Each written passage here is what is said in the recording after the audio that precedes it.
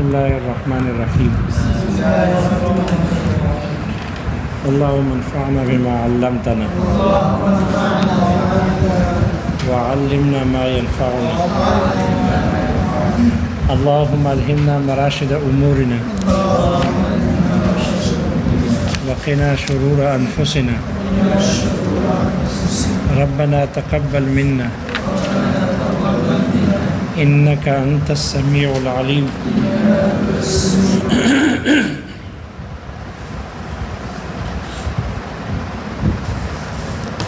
اصولیین کی 3 جماعتیں ہیں. ایک جماعت احکام شرعیہ کے لیے اسباب اور علت کے قائل ہے کہ احکامات کی نسبت اسباب کی طرف کی جاتی ہے اور وہ احکامات انہی اسباب اور علتوں سے ہی ثابت ہوتے ہیں. اور ایک جماعت سر سے ہی اسباب کا انکار کرتی ہے.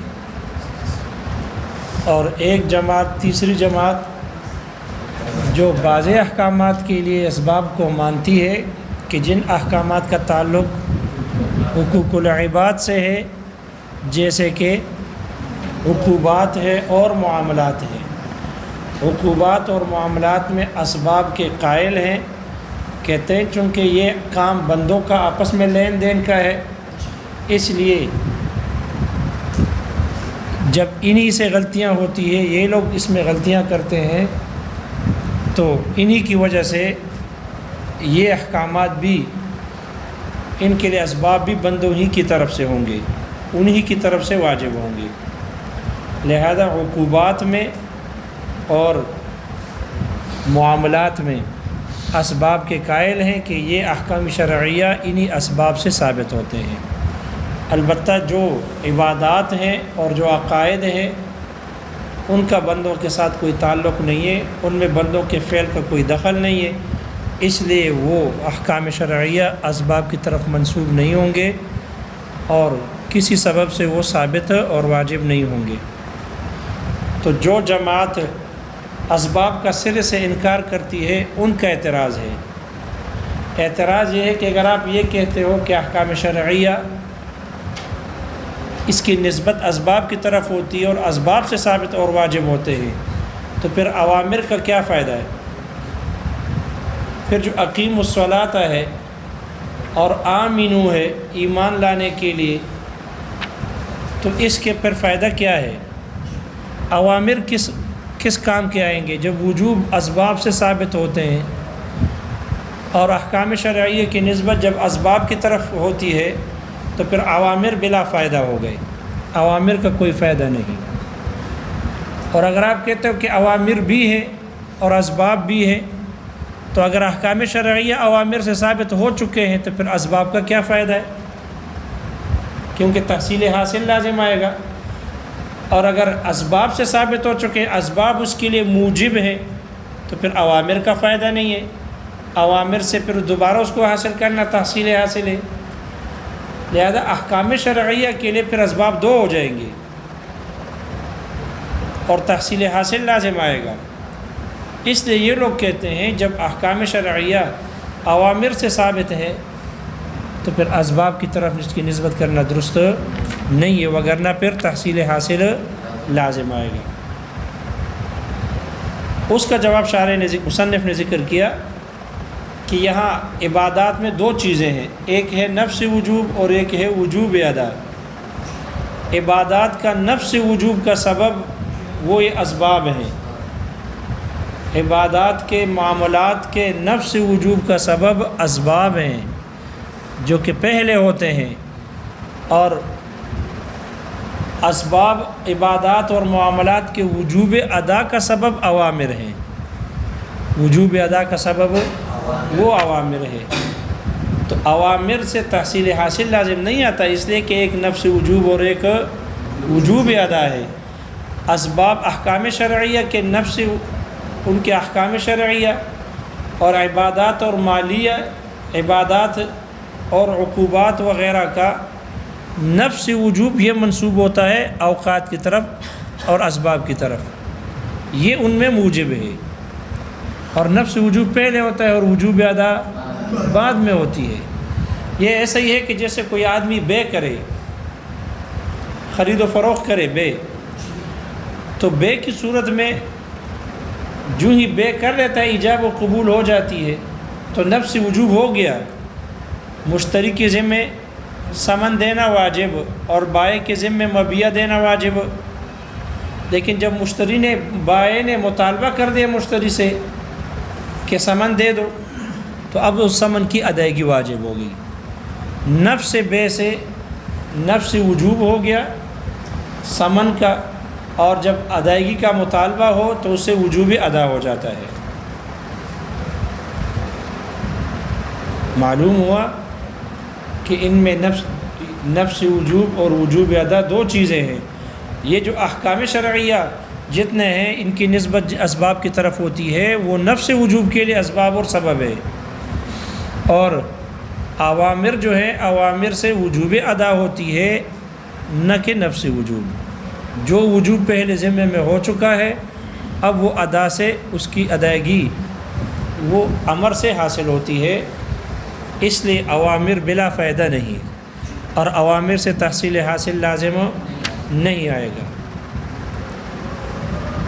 دلیل اس بات کی دے رہے کہ احکام شرعیہ کی نسبت اوامر کی طرف اسباب کی طرف کی جاتی ہے، اور اسباب ہی احکام شرعیہ میں موجب ہیں۔ اس کی دلیل یہ ہے کہ اس پر فقہا کا اجماع ہے کہ سویا ہوا آدمی یا بے ہوش آدمی یا مجنون آدمی جس پر 4 نمازیں حالت اغما میں بے ہوشی میں گزر جائے، یا 4 نمازیں حالت جنون میں گزر جائے، یا 4 نمازیں حالت نوم میں گزر جائے،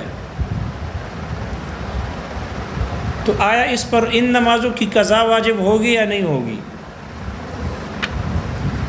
یعنی جس کا نوم، جس کی نیند، جس کی بے ہوشی یا جس کا جنون، یہ اگر ایک دن اور رات سے کم ہو، یعنی 4 نمازیں ہو، تو اگر اس تک ان کی یہ جنون اور بے ہوشی لمبی ہو جائے 4 نمازوں تک، اور سویا ہوا آدمی، تو آیا ان کے لیے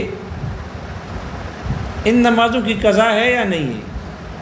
بالاتفاق قضا واجب ہے، بالاتفاق ان کی قضا واجب ہے۔ نائم پر اتفاق ہے، مجنون اور بے ہوش آدمی پر ان میں اختلاف ہے، لیکن نائم پر اتفاق ہے کہ 4 نمازوں جو اس کی نیند میں گزر گئی ہے، ان پر اس کی قضا واجب ہے۔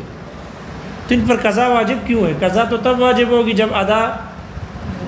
جب ادا نفس وجوب ذمے میں ثابت ہو چکا ہو۔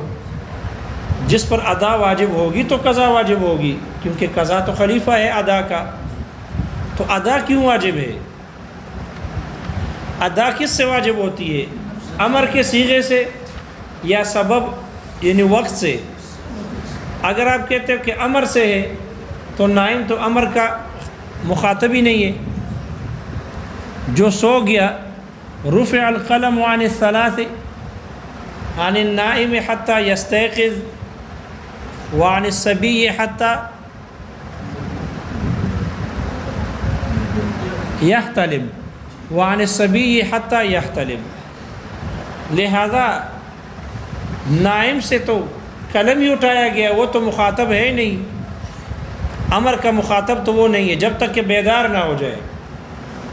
معلوم ہوا نائم کے حق میں اور بے ہوش آدمی کے حق میں اور مجنون کے حق میں امر کے مخاطب ہے ہی نہیں۔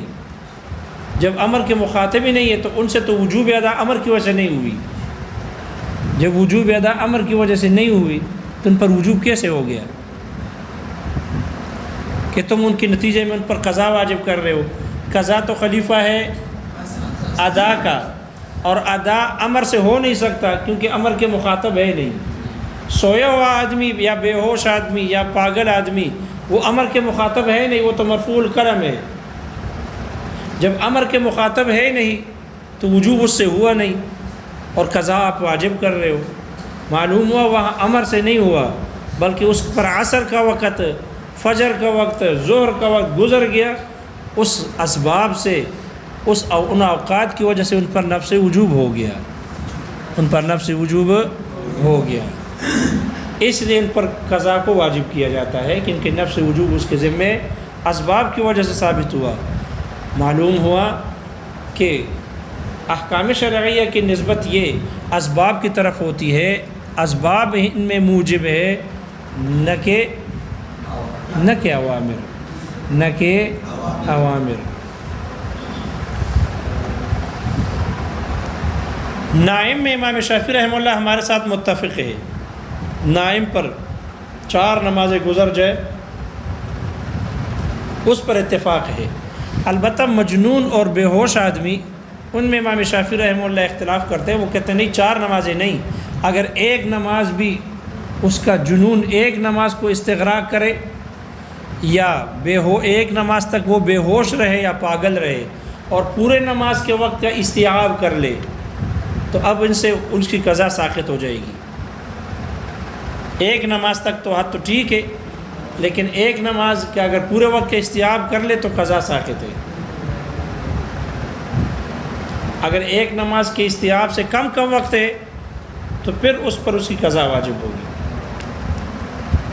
جبکہ ہمارے نزدیک ایک دن اور رات سے کم نمازیں ہیں مجنون اور بے ہوش آدمی کے حق میں۔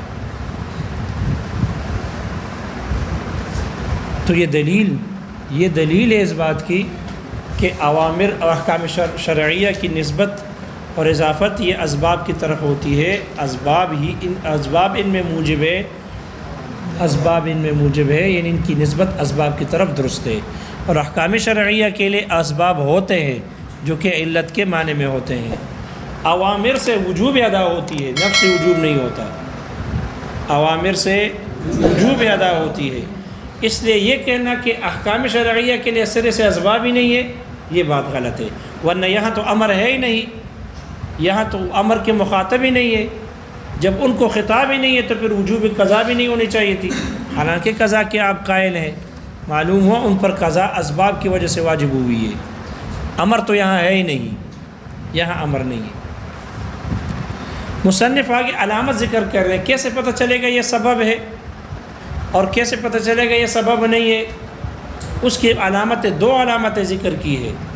پہلی علامت یہ ہے کہ جب حکم کی نسبت کسی شے کی طرف ہو اور وہ حکم اسی کے ساتھ متعلق ہو تو یہ نسبت اور اضافت، یہ متعلق ہونا، یہ دلیل ہے اس بات کی کہ شے مضاف الیہ، شے منسوب الیہ، وہ شے منسوب اور مضاف کے لیے سبب ہے۔ جب حکم کی نسبت کسی شے کی طرف ہو، اضافت کسی شے کی طرف ہو تو حکم مضاف ہوگا اور وہ شے مضاف الیہ، تو وہ مضاف الیہ سبب ہوگا اس مضاف کے لیے، اور سبب ہوگا اور یہ اسی کے لیے موجب ہوگا، گویا کہ یہ مضاف اسی مضاف الیہ سے پیدا ہوا ہے۔ جیسے صلاۃ الظہر، صوم رمضان، صلاۃ الظہر، تو صلاۃ کی مضافت، صلاۃ نماز وجوب ہے، لہذا حکم کی نسبت ہو گئی ظہر کی طرف، وقت کی طرف۔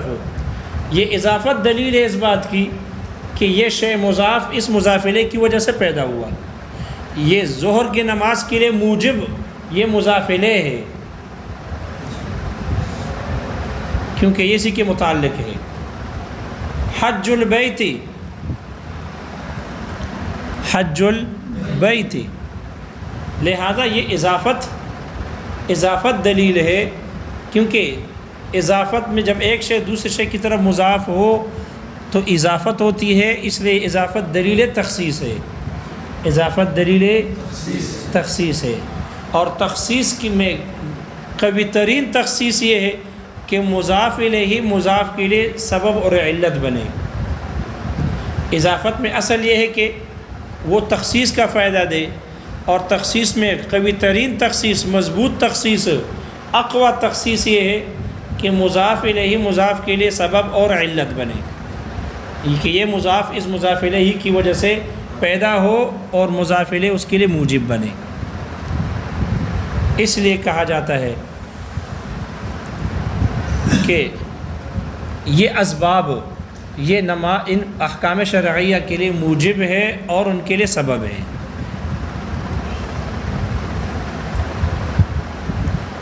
البتہ اس پر اعتراض ہوگا۔ اعتراض یہ ہے کہ حکم کی نسبت جیسے سبب کی طرف کی جاتی ہے، حکم کی نسبت تو شرط کی طرف بھی کی جاتی ہے، حکم کی نسبت شرط کی طرف بھی کی جاتی ہے، تو پھر شرط بھی سبب ہونا چاہیے، حالانکہ ایسا نہیں ہے۔ جیسے کہ صدقۃ الفطر،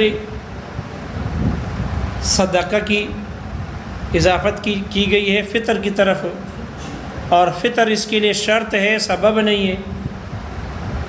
یا حج الاسلام، حجت الاسلام، تو حجت الاسلام جیسے حج البیت کہتے ہیں سبب کی طرف اضافت ہے، اسی طرح حجت الاسلام بھی کہتے ہیں، حالانکہ مسلمان ہونا اور اسلام حج کے لیے شرط ہے، سبب نہیں ہے، ورنہ پھر ہر مسلمان پر حج فرض ہوتا، حالانکہ اس طرح نہیں ہے۔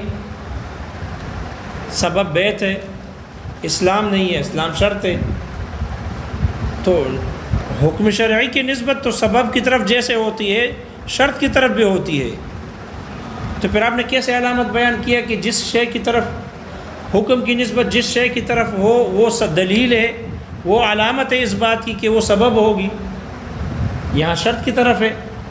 اس کا جواب دیا مصنف نے کہ شرط کی طرف جو اس کی اضافت کی جاتی ہے وہ مجازن ہے، وہ مجازن ہے، اس لیے کہ شرط یہ سبب کی طرح ہے۔ حکم کے موجود ہونے میں جب سبب موجود ہوگا تو حکم بھی پایا جائے گا، اسی طرح جیسے کہ جب شرط پائی جائے گی تو حکم بھی پایا جائے گا۔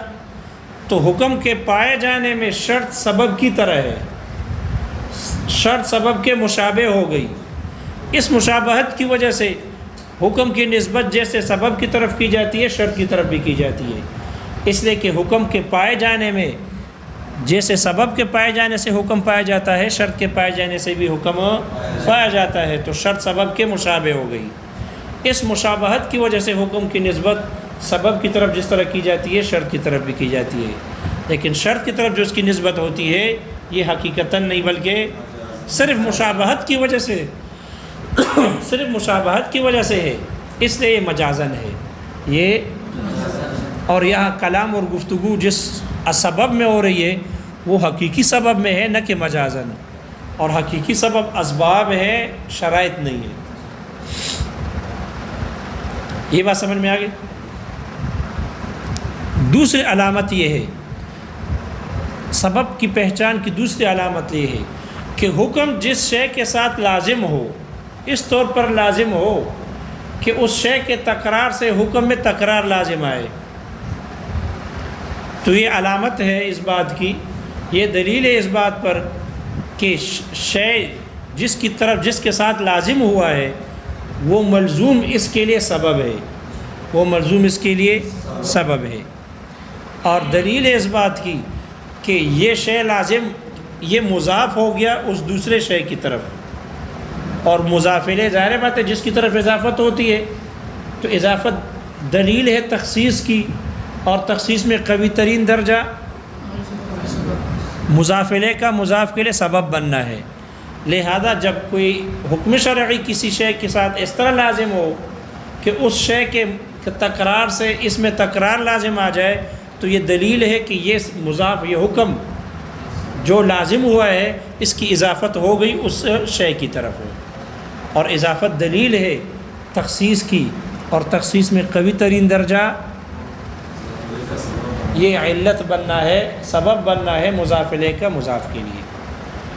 تو دوسری دلیل دوسری علامت یہ بن گئی کہ حکم لازم ہو کسی شے کے ساتھ تو اس وہ ملزوم اس طور پر لازم ہو کہ اس ملزوم کے تکرر سے تکرار سے سبب میں وہ حکم میں تکرار لازم آئے، تو اضافت کی دلیل ہے اور اس کے سبب بن جانے کی دلیل ہے۔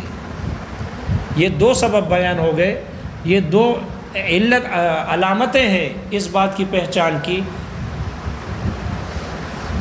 کہ احکام کہ حکم جس چیز کی طرف مضاف ہو یا جس شے کے ساتھ لازم ہو وہ سبب ہوگا اور وہی اس کا موجب بنے گا، اس کے علاوہ نہیں۔ سبب کی پہچان کی دو علامتیں ہو گئی۔ البتہ اس پر اعتراض ہے، اعتراض یہ ہے کہ حکم کی نسبت سبب کی طرف بھی ہوتی ہے اور حکم کی نسبت شرط کی طرف بھی ہوتی ہے۔ صدقۃ الفطر میں اور حج الاسلام میں سبب حکم کی نسبت شرط کی طرف کی گئی ہے، تو جیسے حکم کی نسبت سبب کی طرف ہوتی ہے، حکم کی نسبت تو شرط کی طرف بھی ہوتی ہے، دونوں مضاف الیہ بنتے ہیں۔ آپ نے سبب کو حکم کی طرف کے لیے علت مانا،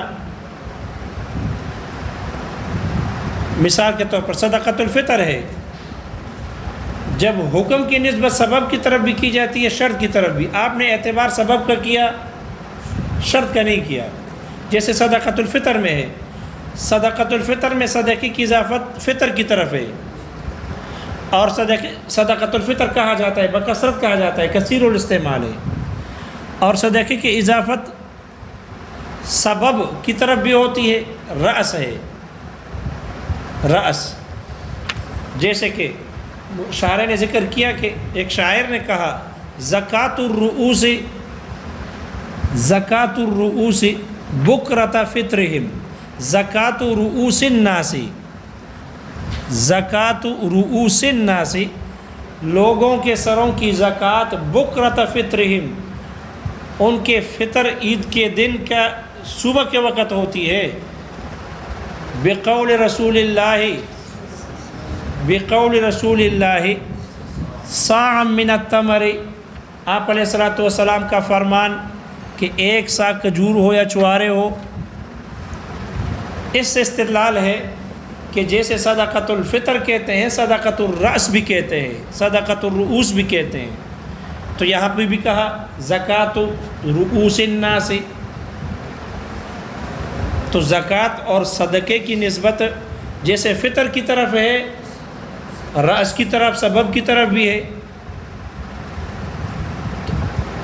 جیسے حجۃ الاسلام ہے، حج البیت بھی ہے، تو آپ نے خانہ کعبہ کو سبب بنا دیا، اسلام کو سبب کیوں نہیں بناتے؟ آپ نے سر کو سبب بنا دیا صدقے کے لیے، رأس کو سبب بنایا، آپ نے فطر کو کیوں نہیں بنایا، عید کے دن کو کیوں نہیں بنایا، جبکہ اضافت دونوں کی طرف ہے۔